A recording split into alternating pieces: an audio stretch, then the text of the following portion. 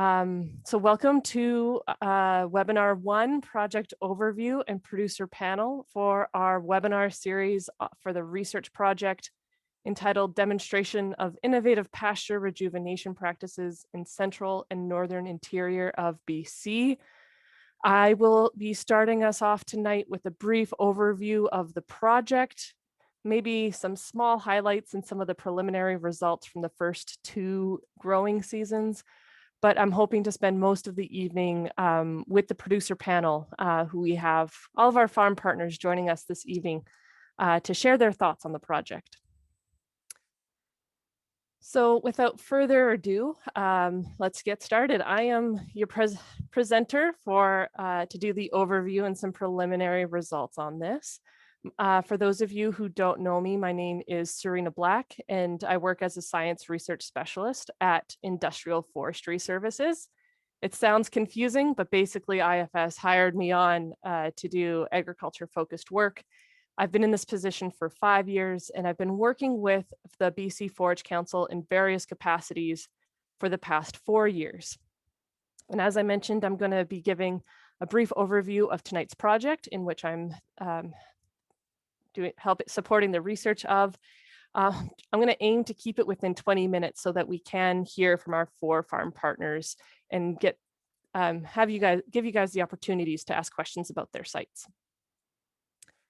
I do have to acknowledge that this project wouldn't be possible without an immense amount of support and partners. So funding for this project has been provided in part by the Northern Development Initiative Trust, the Canadian Forage and Grassland Association, the BC Forage Council, and in part by the governments of Canada and British Columbia under the Canadian Agricultural Partnership, which is a federal, provincial, territorial initiative. And that funding is administered by Investment Agriculture Foundation of BC and the BC Agricultural Research and Development Corporation.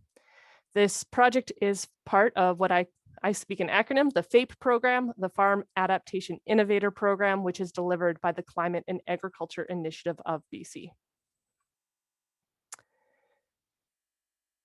So BC Forage Council has multiple projects going on right now focused on pasture rejuvenation. And so tonight and over the next 2 Thursday nights, we're going to be focused on the project that is happening in the central and northern interior, where we have, as I've mentioned, 4 farm partners who have designed and implemented their projects. So part of these projects are all about looking at forage production and soil carbon, soil health. I'm not going to be talking about the soil component in my presentation today, but our talk next week is going to be focused all about forage and soil carbon, the carbon cycle, and how it relates back to the farm. So if you're interested in the soil piece and the carbon piece, join in next week. I think it's important to remember that this is demonstration research. So it's not one research question replicated over multiple sites. I worked directly with each farm partner to design a project that trialed a component of pasture rejuvenation that they specifically were interested in. So my goal tonight is just to give you an overview of each of those projects so that when it's their turn to talk, we can dive into the juicy good stuff of what they've learned and how that might apply to you guys. So let's dive right in. Starting up north in Prince George, our farm partner was Goddard's Farm and Market in Pineview, Prince George. So at this site and multiple sites, we were looking at the practice of using grazing, or really overgrazing, as a management rather than a herbicide as the treatment to deal with competition prior to going in and reseeding a pasture. So at this site, we looked at the no-till seeding of a single annual cover crop blend, both into an old established pasture and into a relatively new established field, or a newer established field, I should say. And for the data, we were going to look at yield measurements, species composition, forage quality. So to give you kind of an overview of what we were initially looking at, the annual seeding blend that we used was the Union Forage Ultimate Annual Blend. And this was seeded back in 2019, which was a mix of Italian ryegrass, hairy vetch, the forage kales, crimson clover, the turnip, and the radish. And as you can see here on, we'll call it the northern part of the field, the upper part of the field, that was a newly established field, probably 3 or 4 years old into hay production. And then the lower portion of the field, you can kind of see very clearly that how it was managed differently in this picture. The older field was a more sod-bound older pasture that hadn't yet been rejuvenated. So the goal here was to do the single blend over the entire plot outlined in red. And then once it grew up, we were going to split these plots lengthwise, which is indicated by the green line. And we were going to graze one half of it. And then we were going to use a no-till roller crimper on the other half to compare which would have the highest benefits of incorporating and increasing that organic matter in the soil. It's in Pine View, and it is definitely some Pine View clay that they're working with here. So really trying to concentrate, how do we increase that organic matter in the soil health? So here we'll test our technology. If this is supposed to be a video of us seeding it, there we go. So gives you an idea of what the sod looked like when we were out there. So the goal was to have it intensively graze it for a week and then seed it and then re-graze it again. This proved to be a challenge just in terms of the time of year. The cows were still calving. They needed to be closer to the home base. So we didn't get the grazing quite as intensively as we wanted, but that in itself is a pretty important piece. And as you can maybe could see, let me see if I can start it again. It was pretty wet out there, probably wetter than ideal when we wanted to be seeding. And that was because we had the rented piece of equipment for a few days and kind of had to crunch it in. So at the end of the day, we saw some germination, we saw some sprouts coming up, but in the first year, we really didn't see that growth. There wasn't the production we were expecting in order to be able to compare the roller crimper to the grazing management. Basically, these new seedlings in the end were outcompeted. So we regrouped, replanned, and started thinking about what we could do for year 2. But anybody who was in Prince George in 2020 might remember that it was a little wet. So the fields actually never got dry enough for us to run any equipment out there in the spring, summer, or fall. So we weren't able to restart in 2020 as we had hoped. And instead, we have just focused on what is going to look like in 2021. So we are talking about what our options are to look at dealing with that competition, knowing that we can't provide enough of that grazing to really get it down to where we need it so that it doesn't outcompete. We're talking about the possibility of using a herbicide application, possibly followed by a light harrow, not enough to do anything but really rough up the surface and try to get it started. We're planning on planting a spring seed barley, peas, and the North Star soil health blend. And that soil health blend includes balansa clover, the phacelia, turnip, and some radish. So mix a couple of more of those pieces in there. And then again, go back to roller crimp and reseed into a perennial sometime into July or early August. So that's the discussion we're at right now. You can see here, this picture on the right is of the no-till roller crimper. So this is actually owned now by the BC Forage Council. It's a piece of equipment that we now have access to. And then we have developed through the Canadian Forage and Grassland Association, we have a partnership with Kubota, and they are going to be sending us a new no-till seeder to use for the demonstration as well, pictured here, something along those lines. So you might have already been guessing what's coming. We're planning to have a full field day demonstration of both of these pieces of equipment in the region. So hopefully there'll be an opportunity for us to see what this equipment looks like on the ground moving forward. So with that, we can start to move a little bit south and go to the Australian Ranch, which is located just south of Quesnel. At this plot, the practice that we were looking at was comparing the different seeding equipment on the establishment in a pasture. So the trial itself compared a double disc no-till seeder that they already owned on the ranch to the Atchison tine seeder, the Seedmatic. And we looked at two different seeding blends. It had the same grasses in it, but different types of legumes. And on a field that received a spring herbicide treatment. Half the field was irrigated and the other half was dry land. So because we needed access to the pasture throughout the growing year, they couldn't afford to not utilize the pasture for their cattle. We used grazing cages to help us outline some of the yield measurements. We also did, or looking at species composition and forage quality. So I've pictured here what ideally a forage cage would look like, but I found that the Yorston cows are very persistent. And that might be what it looks like when you come back around later on. So it might be a career challenge for me to build a grazing cage to keep out those hungry cows. But year 2 was better than year 1. So we are improving on that. So here's the overview of what the pasture looked like in the establishment year. So as I said, you see the plot that was outlined in red. They did put it partially on the irrigated pasture, partially on the dry land, because they know a lot of the neighbors in the region are working under dry land conditions. So they wanted to make sure the research results were going to be applicable to their neighbors. And then we split the field in half, part of it getting the Sicer milk vetch and grass mix, and part of it looking at Alsike clover and grass mix.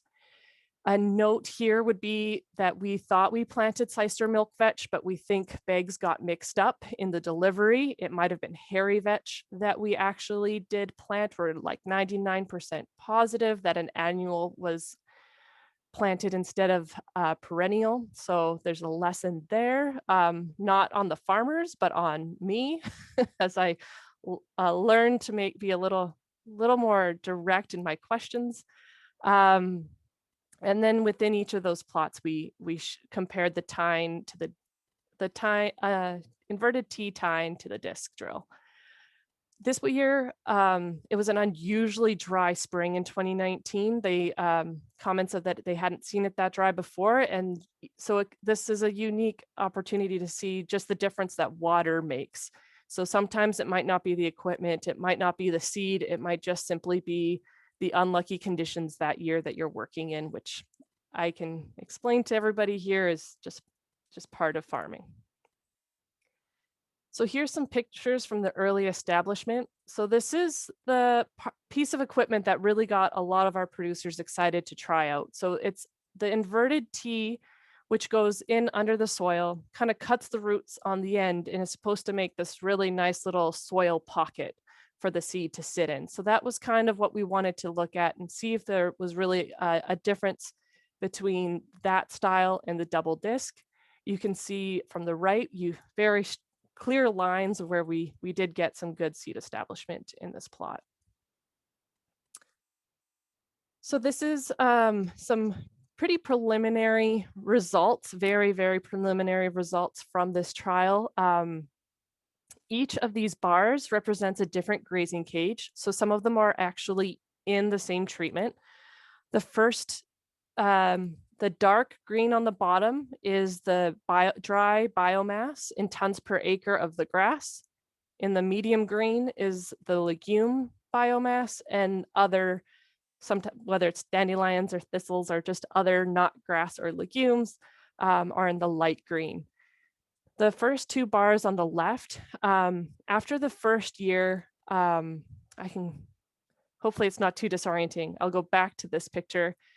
We were concerned about the establishment in that dryland pasture. So part of that dryland pasture was then utilized for kind of a secondary frost seeding experiment. So when we look at the first two bars, the first one was the part of the dryland that wasn't part of the original trial. So it had frost seeding, but did not have that 2019 herbicide treatment or anything done previously, compared to the dryland cage that was did have the herbicide in 2019 and that extra seeding and then the frost seeding on top of it. So a bit of a difference there. It is hard. These aren't replicated. It's not like multiple cages. It is really just a snapshot of that one portion of the field, but it gives us something to think about.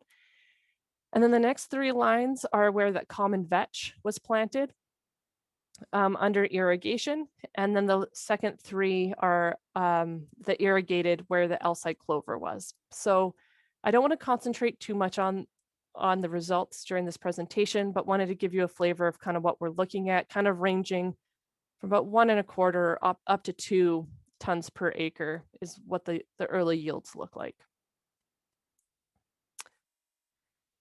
So with that, we can move kind of south and east of Williams Lake to Beaver Valley with our farm partner D&S Zernhelt Ranch.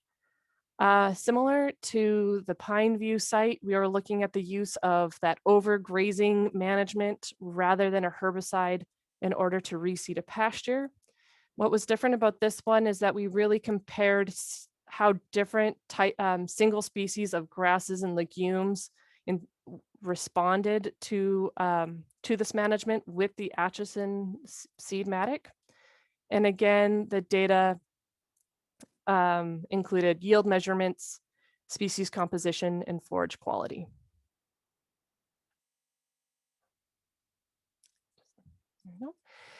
So this is what the plot looked like from bird's eye view.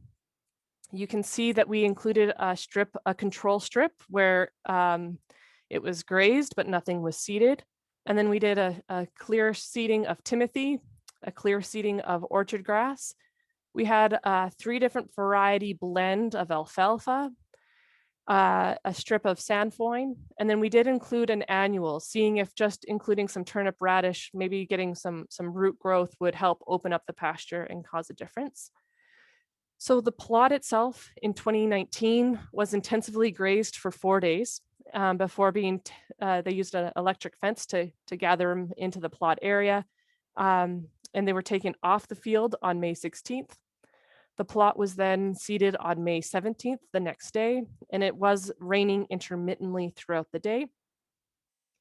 You'll say that the regrowth in year 1 of the existing plants was fairly significant. So we did choose to mow the plot in August. And after mowing and getting right down on our hands and knees, we were able to see that the seedlings had successfully germinated.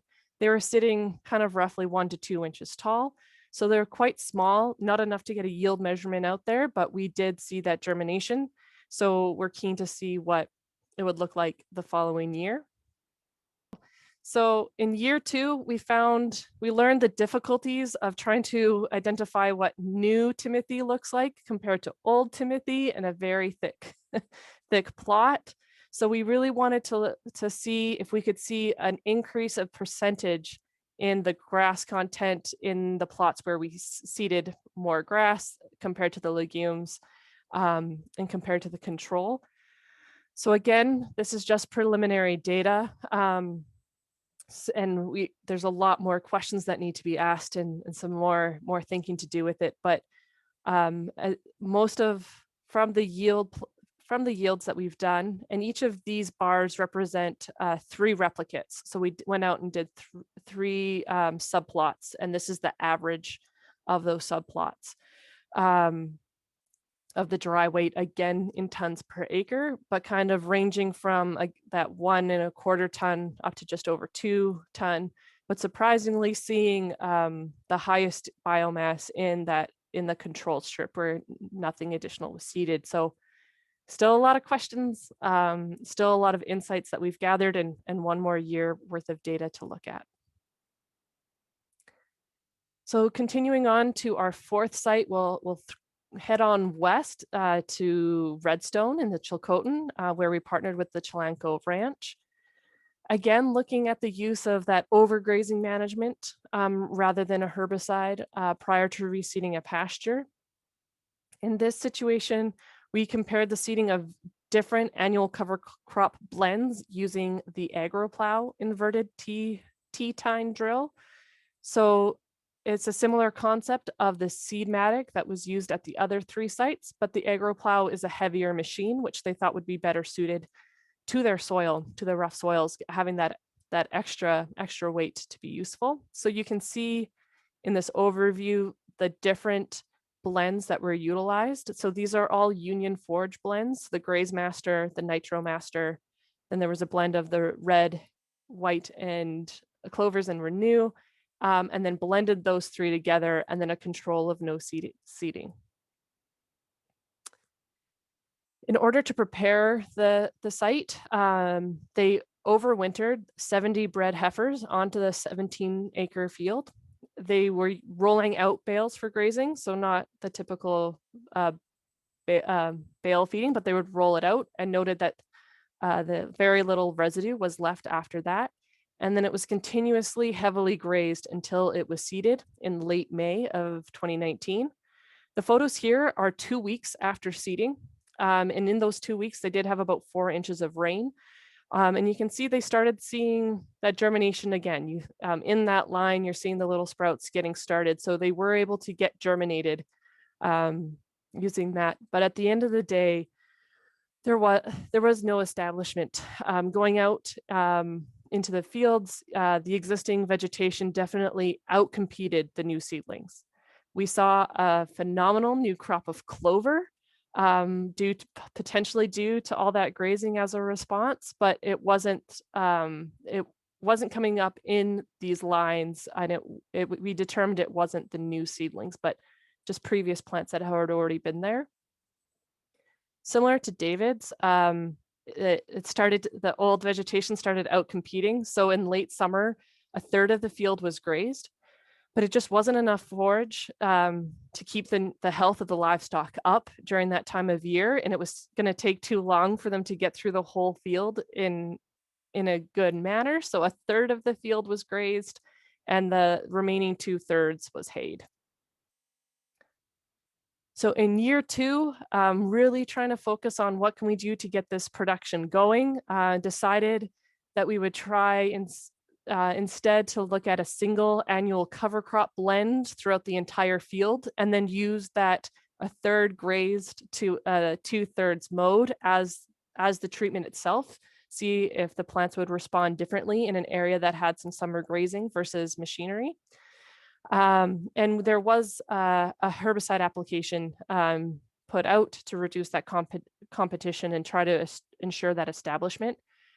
Now 2020 brought different spring challenges. It was really cold. It was too cold to go out and do your herbicide treatment when you normally would do it, because there wasn't going to be enough plant growth to take it up.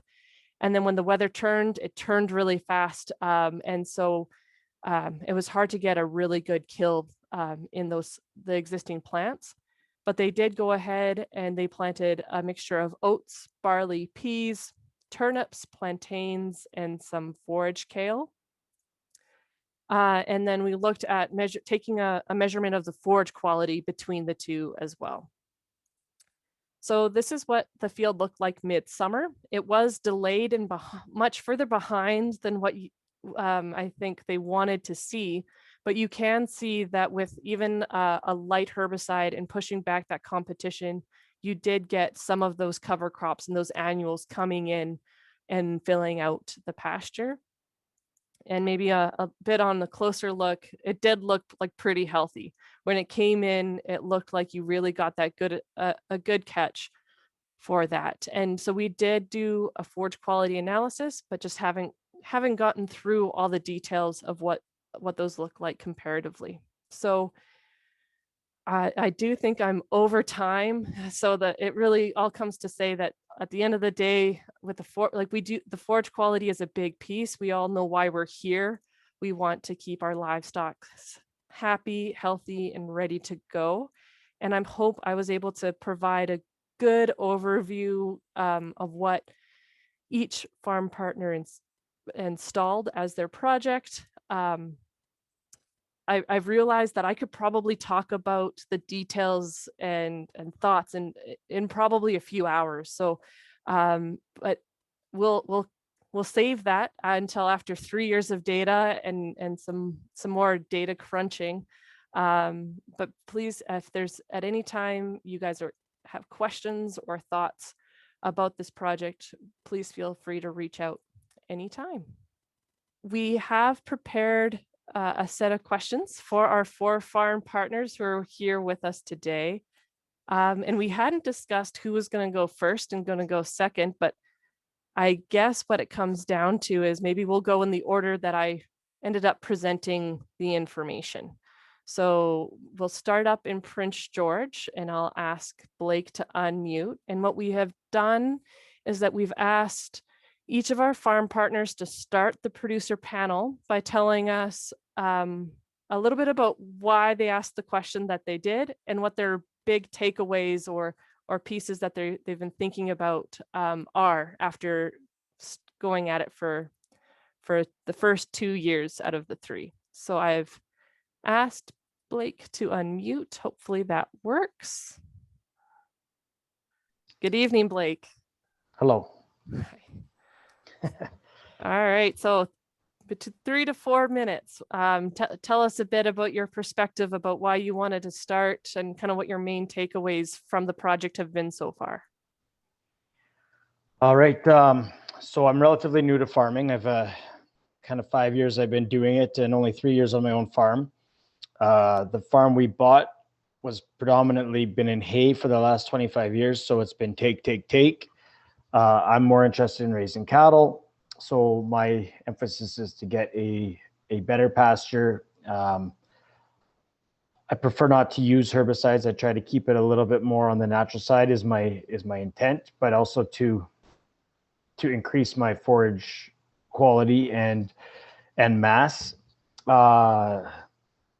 Few things from this trial that obviously we're learning is, and from all of it, not owning the equipment is proving to be very difficult because the timing is this big, and when you don't have the equipment and you have to wait, like when I seeded mine, for instance, the tires, I had big U shapes, so the center of the Atchison was too deep, the sides were barely in the ground. I rutted it up. It was like people hanging their fields in Prince George District where you see balers stuck in the field. It wasn't ideal for that for me anyways. So, but like all things, it takes time to get your equipment. What else do you want to do? So there was the sample that we did, and I also did the whole backfield in a few different varieties. I had the same problem throughout the whole thing. I had awesome germination, and then just nothing could go on. The only spot that actually grew was where I had grazed a bale, and so there was a big area that was just basically done, and I got some radishes in that spot, and that was really the only spot that survived. So I don't know that we can no-till into a perennial without, I'm from what I'm researching and seeing, I'm having a difficult time seeing that. You know, so often we watch it online, it's into annuals. One thing I have thought about, I don't know if adding sheep to the mix to graze that little bit lower would work or help. I don't have a sheep and I'm not set up for them yet. So this year I plan to I do have a spot next that we did till last year, and then we got stuck because it was too muddy. So I want to compare that to some other stuff so I can do some annual trials alongside with the perennial so I can really see if it's going to work or not, or if it's strictly, I basically have to take it down in some way or another, or a light disturbance. One system I am interested in, it's a light till. I sent you a video to it. I don't know if you ever seen it, Serena, but it was a guy was basically just taking the very top with a rototiller, and I thought it was interesting. You know, he wasn't really inverting soil, but he was, because I struggle with moss as well inside my pasture and it chokes out. So I would like to do a sample plot with something like that as well going forward. Great. Yeah, thank you, Blake. That's exactly, the commentary that we're looking for. And thinking about how do we, like lightly harrow, lightly disturb that surface to try to get that germination. And you're right. Yeah. Being so limited on the timing that we had with the machinery, we noticed in the heavy clay, there's some smearing like in the grooves themselves, which might have almost hindered some of the ability to move forward. So yeah, lots of great points. Good first start. Thank you, Blake. Thank you. Next up, moving south in our order, will be the Australian ranch. And on behalf of the father-daughter duo, we have Holly here, braving it out in her car. This is the tough rancher. Hi, Holly. Hi, Serena. Hi, everyone. I couldn't convince my dad to join me tonight because the thought of being in a cold car, it didn't really appeal to him. So he's cheering on the Canucks tonight. So I'm representing. Just listening to Blake, we sort of have quite different sort of challenges on our pasture rejuvenation projects, where we on our dry land it's really dry, and we have really light soils, like a silty loam, even a sandy loam soil. So basically, the reason that we wanted to do this rejuvenation project was to increase carrying capacity, so have more animals on that pasture, and the quality of the feed. So introduce some low bloat legumes back in, and reduce the amount of Canada thistle there. So I asked my dad what he thinks that he learned, and what moving forward, what would he want to do in terms of the pasture rejuvenation. And he's overall very happy with the way the project went. And he said the only thing he would change is he would make sure that he had a good chemical kill in the fall, and then the next spring make sure there's like all those thistle rosettes were gone, all the quackgrass was gone before no-tilling. And he would make sure that on that dry land part that it had rain, so that the soil was a little bit lighter, and that the disc drill could penetrate the soil a little better. We kind of, when we were establishing the plot, we had done half of it, and then it had rained overnight. And then after that rainfall, we noticed that those seed drills worked much better, like the tine and the disc drill worked much better after that rain on that dry land part. In terms of frost seeding, I don't know if we'll try that again. I don't know if we even need to because we're always, fairly dry in the springtime, so we can get on our fields in May almost always. We were actually trying to frost seed to actually capture some of that, or take advantage of that moisture in the springtime when we're busy calving. We're just hoping that when that seed went on that on the snow, that seed was ready to go as soon as the soil was warm enough and there was moisture. But we didn't get it seeded before the snowfall. Then there was too much snow, and then with all the thawing and freezing, we had this thick ice layer on the field, and we were afraid that the seed was just going to wash away. So we waited till that ice came off, and then we seeded on the frozen ground in early April, but we saw very little germination. What else did we learn? Oh, we tried to no-till into the sod, like a perennial sod without chemical treatment, and I would say that we saw zero success.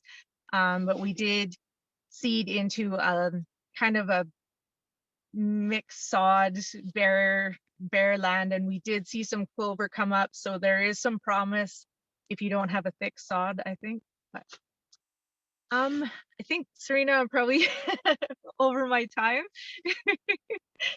No, you're doing good. You're 3 minutes and 30 seconds. You're an excellent Toastmaster. Well done. Thank you. Thank you, Holly. Yeah, well, some big pieces there. And again, I think what I will admit that you guys wanted to try the frost seeding in the fall, have it when the ground started to freeze in the fall before it snowed. And I failed to get you the equipment you needed in time. So this is all of us learning. It's all of us learning. So that's why you were forced to wait for the spring frost seeding trial. So yeah. we had a friend during our national conference say, farming never goes to plan and research never goes to plan. So how do you think researching farming is going to go? Yeah. Awesome. Thanks for your insight, Holly. We'll come back round. So next in our north to south, well, slightly east, we have David Zernhelt. So I'll ask David to unmute and share his thoughts to our first question. Good evening, David. Okay. Well, yeah, good evening, everybody. Great turnout, and I think we should make sure that people know to follow up with us if they don't get an answer or think of things later. Our results so far, I would say, are mixed in the sense that we got good germination, but it looks like the old ground is outproducing, in year 2, still outproducing. Year 3 would be an important one, what the measurements will be in terms of volume. But our objectives was to get more forage, both for pasture and hay, because we intermingle those two uses. Using, if you got good graze and it's a good healthy sward, it can take some grazing, but it's going to get fertility from the cattle being on it. And so, and if you treat it right, you won't be hampering future crops. So what we planted was grasses that we knew were a no-brainer to succeed. In fact, there were some of these, as Timothy and orchard grass, they always succeed in this country. And there was 2 or 3 types of alfalfa, and seeding into alfalfa to get more of it is difficult. Hence, people do spray and kill that competition, because there is the allelopathic effect that existing, at least purple alfalfa, does for further alfalfa. So you can't just increase the plant numbers and get better yields. So we threw in a couple types of purple alfalfa and a yellow alfalfa, which is supposedly not subject to the killing effect or allelopathic effect of the existing stand. But we didn't find any yellow clover. In fact, we had trouble identifying the new plants, which we thought would come along after the first crop was taken off. And this is mostly one crop country here, although in really early spring, we might get 2 cuts, but we typically graze the second cut. But so our target is something like 2 tons to the acre for hay, but we had dropped on average on these fields, similar to this one, with down below 1 ton to the acre. So of course it was a very wet year. We don't irrigate. We generally don't have to. And our preliminary results show us with 2 tons to the acre on the control. So I was happy with the cedar, and I was impressed that even though it was raining, it quit raining for just long enough, and after an hour or 2, we were able to actually seed into this land. Now there's a pretty good component of gravel, so it's well drained. It was our best alfalfa field, and generally we don't have to worry about alfalfa lasting a long time. This field was probably 25 years old, and so with the cost of seed and fertilizer and so on, most of us don't seed every 10 years like we used to. So it's 20 or 20 plus. So one of our economic objectives was to reduce the cost of renovation. And we know the old methods, how you do it, 2 grain crops, and in the second crop you put your permanent crop, and you deal with competition by farming and by putting in a nurse crop of oats or barley or something like that. So we're trying to find a way that we can tweak it by having more varieties go in and more often. But you're only doing a little bit. So you're not facing the $300 an acre or more farming costs. You're down to, quite a bit less than that. In fact, I say the seed is more expensive than the equipment if you're using the no-till. So I would add that we did graze twice. We grazed before, took them off, and then 4 days later, we grazed the regrowth of the old crop, the competition. And that's a bit difficult because, the old saying is true, the best fence is lots of good feed inside.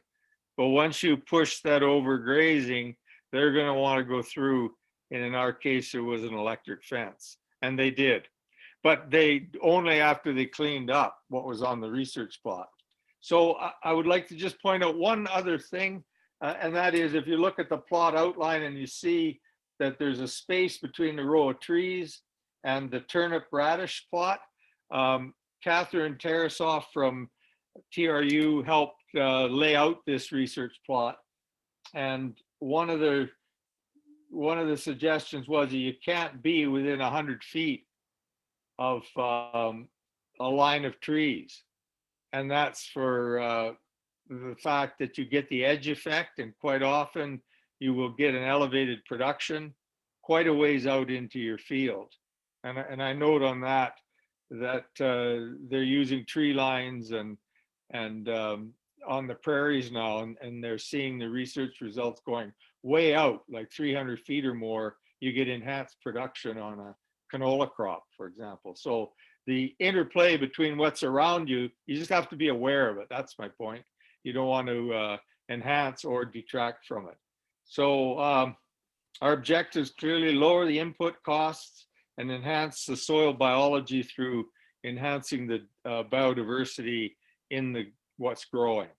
In it all, I think we do have a fertility issue that we can only address through soil building over a longer term, certainly not in a 3 or 4 year plot, a 3 or 4 year trial plot. So that's kind of my spiel. Your overview. Fantastic. Thank you, David. Yeah, it's all those pieces. Like I said, when I started putting together my presentation, I felt the need to talk about the soil series you guys were working at and the specific soil results that we've gotten, and not enough time tonight, but definitely lots to think about for year 3 and moving forward. So thank you for sharing your thoughts. And our 4th participant will be Helen. I will ask Helen to unmute and see if she's able to give us her perspective on her research plot. Good evening, Helen. Hi. Can you see me? I can't see you, but we can hear you. Okay. I try. No. I'll ask to start Okay, hang video. on. So that's okay. There we are. Okay. Hi. Okay, I'm sort of in an option. Hi, everybody. Okay, so answering those questions, I think our main issues were since BSE, we stopped putting fertilizer, and then we had a lot of drought. So our pastures and hay pastures and forage pastures, like we use them, like David, both for a hay crop and then grazing afterwards on the regrowth. They basically were mostly grass.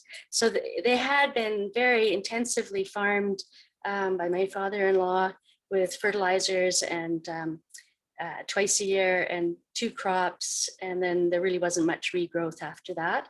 But so the alfalfa had died out, and they were just basically grass, orchard grass and some other stuff. But so we wanted to try to do something with that. And we have been working with management intensive grazing, but that was actually quite costly because we kept the cattle off the range a little bit later, took them out in July, and the result was good. It did improve the fertility, but it was quite costly because we lost forage from range and we delayed our regrowth after they left, especially on the irrigated pastures. So we decided that wasn't very smart, put them back on when they were supposed to go back on.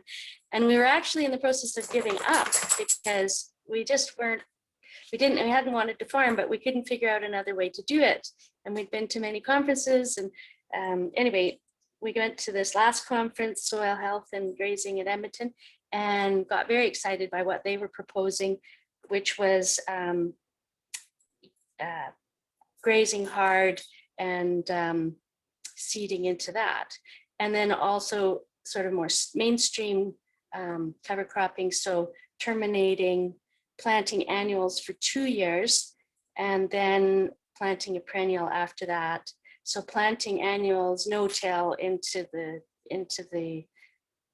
dead organic matter of the perennial field that had been there, and then and the purpose of that, I found out later, was to allow the root mat to decay. So when we did our experiment, the purpose was to have better yield and better quality forage, and better grazing afterwards. So we decided to do the hard grazing and seed into it with our no-till agroplow or minimum till agroplow. We had germination, and the other thing was that I had been actually thinking in terms, I really wanted to improve the legume quantity, like the protein and the nitrogen fixing. So what I planted was a lot of legumes straight into a pasture that hadn't been killed, and wasn't really, the fertility probably wasn't good enough for that. For legumes needs a higher fertility.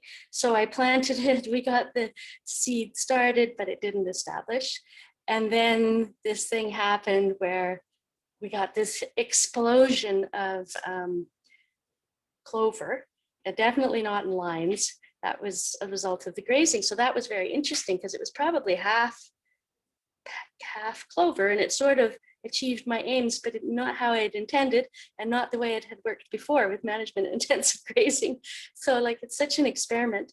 So then last year, I had spoken with some people who'd done more of this type of thing, trying to rejuvenate pasture.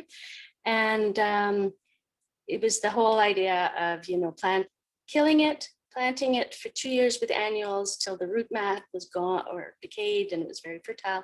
And then seeding into that, your perennials, including your legumes. So I thought I'd do that. He did advise me to do the kill in the fall, but it was too late for that. So I did it in the spring, and he told me he had done it in the spring and failed himself when he first was starting, and that he then had to kill it again in the fall and try it again in the fall, and then it worked. So I did it, and we had cold weather, really cold weather, very slow. And then when it finally went, it went really fast. So I had about 9 inches of growth, and nobody really, like the people that I was dealing with in terms of killing and the seeds, didn't suggest that this was a bad idea, but it actually didn't work very well. So the field that's part of the research didn't really kill, it got set back.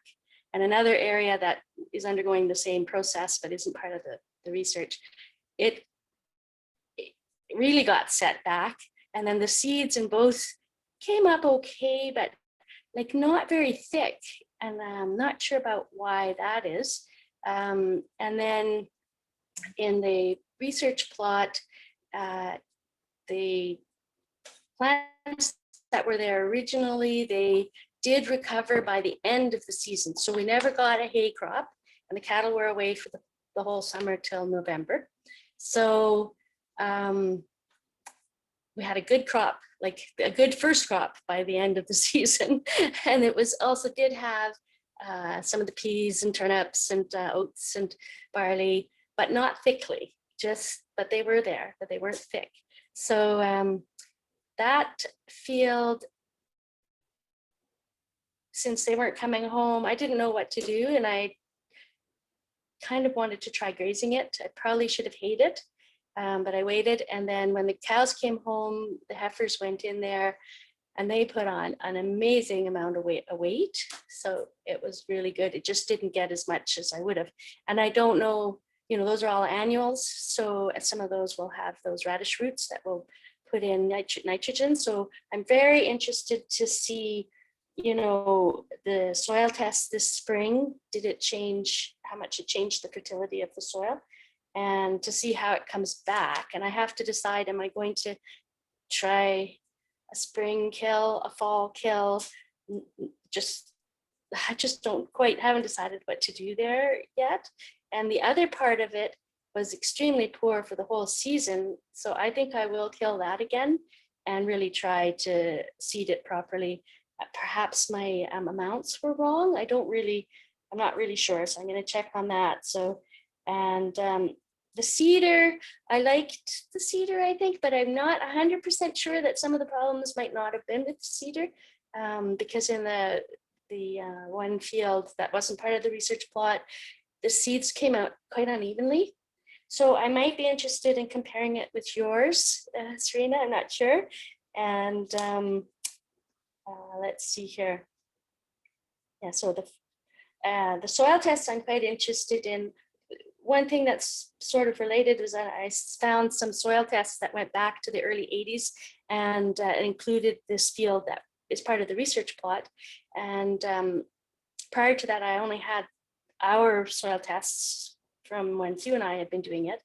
And all the organic matter in all the irrigated pastures on this place were about around 3% under the old conventional style. And we've done all this grazing in the last 20 years, and it's at all of them are around 7. So even though they're not very productive and they're not very diverse, the organic matter has definitely increased. So that was interesting to see.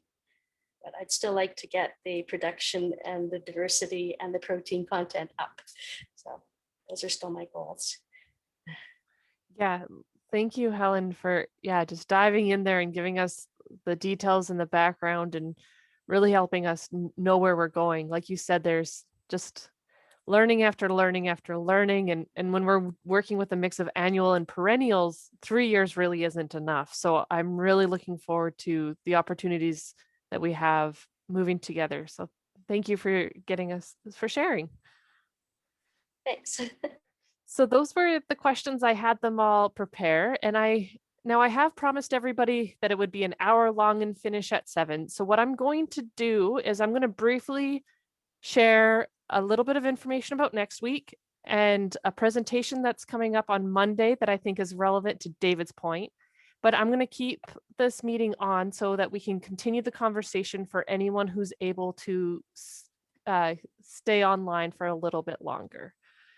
So I'm going to share my screen. As I mentioned briefly in my presentation, next week, we are going to, our same time next Thursday, I'm going to be doing, again, a 25-minute talk specifically about looking at the soils part of this project, really an introduction to soil carbon, because this project is part of the national work that's being done on carbon sequestration. I want to kind of thank you to our 4 farm partners for all the hard work and dealing with my many emails, my constant badgering. I've learned a lot in the last 2 years, looking forward to the next year together. Thank you to our funding agencies. We wouldn't be here without the support of these programs, and to all of you for jumping on.